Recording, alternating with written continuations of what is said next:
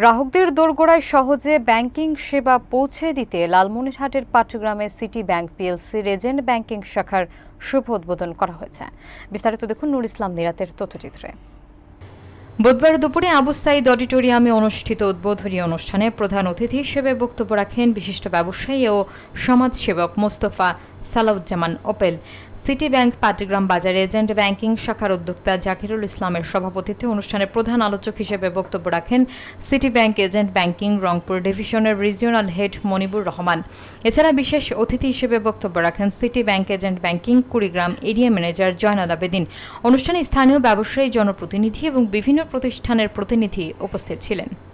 এখানে কোনো বিশৃঙ্খলা নাই, কোনো অশান্তি নাই, কোনো অরাজকতা নাই। সেই কারণে বিভিন্ন ব্যাংক এবং তাদের যে এজেন্সিগুলো আছে, শাখাগুলো, ওনারা এখানে এই শাখাগুলো খোলার জন্য উৎসাহিত হয়। আমি সেজন্য ওনাদেরকে স্বাগত জানাই, সাধুবাদ জানাই।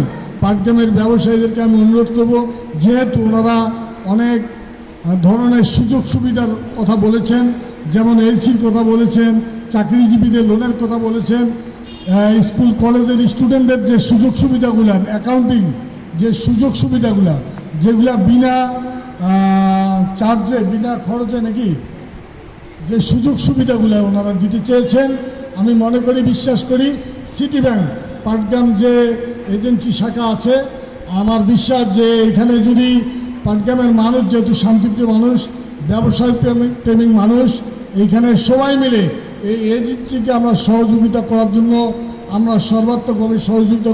বাংলাদেশে একমাত্র আমেরিকান এক্সপ্রেস কার্ড সিটি ব্যাংকে একমাত্র প্রোভাইড করে এবং ওরাই নিয়ে আসছে, আজকে ওরাই একক এটা সত্যাধিকারী। আর সিটি ব্যাংকের অনেক আধুনিক ব্যাংকিং আছে, যেমন সিটি টাচ, যে ওনাদের যে অ্যাপসটা আছে, এটা খুবই সাবলীলভাবে যে কেউ ইউজ করতে পারে, খুব সহজভাবে, এবং সেটার লিমিট অনেক বেশি অন্যান্য ব্যাংকের চেয়ে। অনেক সুযোগ সুবিধা আছে, কিন্তু আমরা এই সুযোগ সুবিধাগুলো থেকে আমরা বঞ্চিত হচ্ছি। 15 জন বন্ধু মিলে বাংলাদেশের প্রতিষ্ঠিত ব্যবসায়ী, পার্টিস গ্রুপ, আনোয়ার গ্রুপ থেকে শুরু করে এরকম বড় বড় অনেকগুলো গ্রুপ বাংলাদেশে এই বিজনেসটা শুরু করেন 1983 সালে। কালের পরিক্রমায় এই মুহূর্তে বাংলাদেশের টপ রেটিং ব্যাংকিং, আপনারা এখন অলমোস্ট 5ই আগস্টের পরে কোনটি ব্যাংক ভালো কোনটি খারাপ ইউটিউবের মারফতে জানতে পেরেছেন। অনেকেই বুঝতে পেরেছেন কোন ব্যাংকগুলো একটু দুর্বল, কোন ব্যাংকগুলো একটু সবল।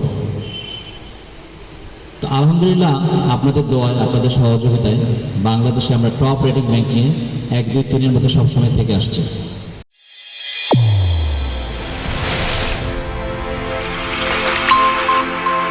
চ্যানেল A1 হৃদয় রেসপন্স।